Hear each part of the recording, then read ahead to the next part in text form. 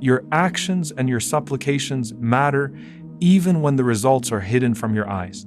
How many times have you raised your hands, called upon your Lord for relief or change, and then given up because you saw no sign, no movement, no answer? Yet what if that very du'a you offered was quietly arranging something far greater than you could perceive? What if your prayer for Gaza is the unseen cause that steadies feet, strengthens resolve, and advances victory by years? What if the whispered plea you made for a loved one is being woven into a transformation in their heart in ways you cannot measure? The fact that you cannot see the effect does not mean the effect is not real. You are addressing Rabb al-Mana, the Lord of all the worlds. Your du'a may well be reshaping not only this world but other worlds beyond it. Consider the martyr Sumayyah, radiyallahu ta'ala anha. She attained the highest station through her sacrifice, and her reward is not contingent upon the approval or recognition of this transient world. She received her place of honor and has been elevated in the unseen realms, traveling from the divine presence to the gardens of Jannah long before the changes she helped bring about were visible in history. She did not expect, at the moment of her endurance, to be the catalyst for Mecca's transformation or for the sweeping consequences that unfolded because of her steadfastness. Yet those consequences came, and they flowed from the patient, enduring example of her and her family's sacrifice. Think too of Ikrimah ibn Abi Jahl, the son of the one who tortured Sumayyah, who himself met martyrdom and is reported to have told her at the moment of death that her perseverance had changed the world. Such narrations remind us that the axis of history turns on acts of faith that, at the time, look small and even futile. They remind us that the sowing of sacrifice often bears fruit beyond the sower's lifetime. Look at Gaza. Those who departed this world from among its people have sown seeds whose harvest we may not live to pick. Their struggles and sacrifices may be the very causes that set in motion the eventual liberation of places like Al-Aqsa by Allah's permission. Imagine the day, if Allah wills, when we stand before those souls and say, "O people of Gaza, you had no idea what you began." The concept here is essentially the Islamic teaching of Sadaqah jāriyah, continuous charity, where the deeds of a believer continue to benefit them after death. The Prophet ﷺ taught that the lasting good for a believer, the deeds that continue to generate reward after one's passing, are those works that one set in motion. Beneficial knowledge one taught, a righteous child who prays and acts, a mushaf left for others, a masjid or hospitable refuge one established, a spring one dug, or any ongoing charity that continues to serve people. Imam al-Mundiri, may Allah have mercy on him, explained that some scholars maintain the outward acts of a person cease at death. However, because certain effects of a person's life remain in the world, Allah in His mercy continues to record the ripples of those deeds. He does not neglect the weight of a single atom of good. Thus, a charity that keeps giving, a lesson that keeps guiding, a child who keeps making du'a, these are all counted for the originator as long as the benefits persist and the chain of transmission does not stop at the visible. How often have those who benefited from such ongoing deeds remembered and prayed for the originator? How many of us experienced spiritual turning points because of someone else's long-term giving? Many who turned back to Allah, who sought repentance, who found guidance and mercy, these might be the living consequences of the Sadaqah jāriyah of others. Put differently, the people of Gaza, through their patience, their steadfastness, their sacrifices, may be the living charity that leads others to faith, repentance, and righteous action. Picture, for a moment, a soul in the grave who has suffered at the hands of a bomb or a bullet, who looks up and hears a du'a rise for them from the world of the living. They do not necessarily know who made it. They ask, "Who called my name?"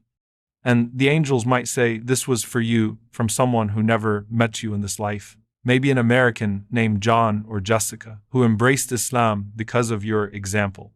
Our worlds are knitted together. du'a and deeds flow across the barriers between us. When you raise your hands, you are invoking Rabbil Alameen. Your supplication is not confined to a single realm of existence. It can reach the Barzakh and change the condition of those there. How deep is that effect? Consider the narration that Alath bin Ya'qub relates. He reported that a righteous man saw his deceased father in a dream. The father rebuked him, asking, "Why have you stopped sending us gifts?" The son replied, "O my father, do the dead perceive the gifts of the living?" The father answered, "O my son, if it were not for the living, the dead would perish." What a stirring and precise statement. The living sustain the dead through their acts of charity and their du'a. Sufyan ibn Uyayna, may Allah have mercy on him, used to say that the dead are more in need of the du'a of the living than the living are in need of food. If that is true, then how frequent is your remembrance for your parents and for those you love? Is it once a year? Once a week? Or is your du'a drought more chronic, only rising during Ramadan? And if we are prone to intensify our supplications in Ramadan, might the residents of the Barzakh feel that same ebb and flow? What does a du'a drought look like for those in the grave? How long do they wait for us to remember them? There are narrations that describe du'a as the believer's weapon. We commonly consider that metaphor in the sphere of the worldly struggle. Du'a as the means by which we call for ease, protection, victory. But what if that weapon extends beyond this temporal battlefield to the realm of the dead? What if your du'a becomes a shield that halts divine punishment or a balm that softens the torment for someone facing trial in their grave? One report from Ahmad ibn Yahya recounts that a man who had died was seen in a dream by a companion who asked him about the state of his burial. He answered that someone approached him carrying a torch and, were it not for the du'a of one of the living, that torch would have set him alight. That companion's du'a, raised from the world of the living, acted as immediate protection for a soul in peril. Likewise, Amr ibn Jarid reported that when someone makes du'a for a deceased brother, an angel comes to the grave with that supplication and addresses the occupant, "O owner of the grave." This is a gift from a brother who cares for you. The wording reminds us that our supplications become, in the unseen, actual presence conveyed to those who have gone before us. Ibn Abi ad-Dunya related a similar visual. A Salaf, one of the early righteous people, saw his brother after death and was asked whether the du'a of the living reached them. He replied, "By Allah, it shimmers like light, and we adorn our graves with it." Imagine the luminous nature of those prayers, like beams that decorate and expand the space of the grave. In practical terms, when a living person intercedes for a deceased one who is being punished, that intercession may pause the punishment, even if only for a brief respite. Conversely, when the one prayed for is already enjoying felicity in the grave, the du'a may elevate them to yet another degree of nearness and comfort. The metaphor is striking. A du'a is not merely heard, it arrives as a dignified offering wrapped, honored, and received. This elevates the reality of supplication beyond mere words into a tangible service that adorns and benefits the deceased. What more precious, what more costly in the sight of Allah than a prayer that beautifies a grave and expands it? As you prepare for the peak nights of Ramadan, for the long hours of sincere pleading, remember that your own specific, devoted petitions for yourself are incredibly important. Yet do not forget those souls who are waiting for your remembrance. Let your nights of prayer include the needy dead, your parents, relatives, the oppressed, the martyrs, including those in Gaza. Let your du'a be wide enough to cover both the living and the pierced hearts of those on the other side of the veil. Practically speaking, what does this mean for us? First, make du'a intentionally for the deceased during your private moments of devotion. When you find your heart softened, lift it not only for your needs but for those whose graves have no visitors, those whose names are unknown, and those whose cause drew your tears.